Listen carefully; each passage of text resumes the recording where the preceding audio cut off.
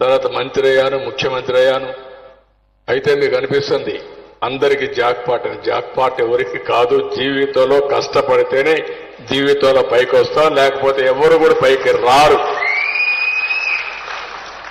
ఒకసారి అవకాశం వస్తుంది కానీ ఆ అవకాశాన్ని సద్వినియోగం చేసుకోకపోతే మళ్ళా ఇది వైకుంఠపాడే, మళ్ళా కిందికి వస్తారు. మీరు పైకి పోయిన వాళ్ళు కింద పడతారు. అది వ్యాపారాల్లో కావచ్చు, రాజకీయం కావచ్చు, నిజ జీవితంలో కావచ్చు, ఏదైనా సరే ఇవన్నీ ఉంటాయి.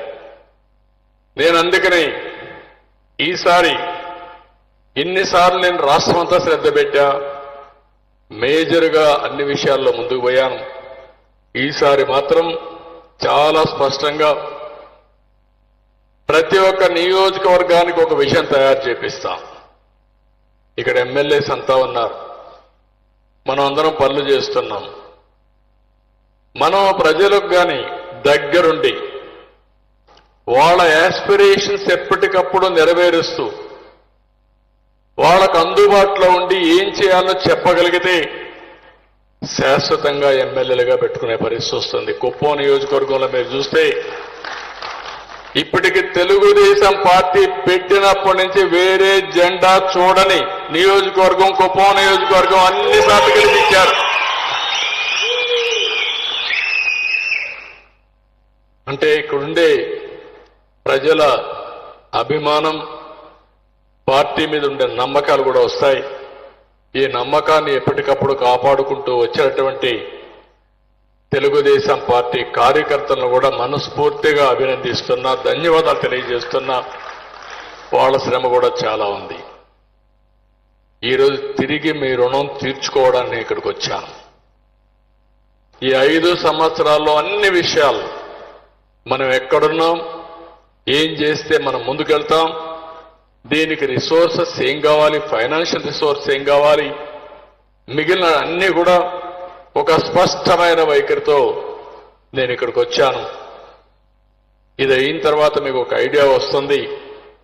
అందుకే కాడా అథారిటీ కూడా తీసుకొచ్చాం, కుప్పం ఏరియా డెవలప్మెంట్ అథారిటీ తీసుకొచ్చాం. ఒక ఐఏఎస్ ఆఫీసర్ని, యంగ్స్టర్ని, వికాస్ని దానికి స్పెషల్ ఆఫీసర్గా పెట్టాం. కలెక్టర్ కూడా యువకుడు, ఉత్సాహవంతుడు, వారికి కూడా అప్పచెప్పాను. జిల్లా లెవెల్లో ఎలాంటి ఇబ్బందులు లేకుండా చేయడం ఆయన బాధ్యత. ఇక్కడ నాకంటే ఎక్కువ స్పీడ్ పరిగెత్తాల్సిన బాధ్యత వికాస్కుంది. కాడా స్పెషల్ ఆఫీసర్ మీద ఉంది. నేను ఎప్పుడు కూడా రేపు పని నిన్నే అయిపోవాలని కోరుకుంటాను, అది నా నైజం. అందుకే నేను ఎప్పుడు ఇంపేషెంట్గా ఉంటాను. నేను ఏదైనా ఒక లక్ష్యం అనుకుంటే ఆ లక్ష్యాన్ని సాధించే వరకు నేను ఎక్కడ కూడా వెనుకాడను. కష్టాలని ఉంటాయి, ఇబ్బందులుంటాయి. అసాధ్యమైన పనిని సుసాధ్యం చేస్తేనే మనకు ఒక తృప్తి ఉంటుంది, సాటిస్ఫాక్షన్ ఉంటుంది. అలాంటి దానికి ఈరోజు నాంది పలుకుతున్నాం. ఈరోజు నేను అందుకని మొత్తం ప్రజెంటేషన్ చేస్తా. తర్వాత ఏదైనా డౌట్స్ ఉంటే మీరు అడగండి. అవి కూడా చెప్పిన తర్వాత ఈరోజు ఇక్కడ విజన్ డాక్యుమెంట్ నేను చేసి వెళ్ళిపోతే, ఒక పుస్తకంలో పెట్టి వెళ్ళిపోతే, మీరు కూడా ఇనేసి ఇంటికి వెళ్ళి పడుకుంటే ఇది నిజ రూపం దాల్చదు. Be clear on that. ప్రతి ఒక్క ఇంటిలో చర్చ జరగాలి. చదువుకున్న ప్రతి ఒక్క వ్యక్తి ఇందులో భాగస్వాములు కావాలి. యువత ఇక్కడ మీరందరూ చదువుకుంటున్నారు. చదువుకున్న తర్వాత మీరు ఉద్యోగాల కోసం పోవడమే కాకుండా ఉద్యోగాలు ఇవ్వాలనే ఆలోచన మీకొచ్చి ప్రతి ఒక్క ఇంటికి ఒక పారిశ్రామికవేత్త తయారైతే అదే నా విజన్ అని చెప్పి కూడా నేను మీకు తెలియజేస్తున్నా.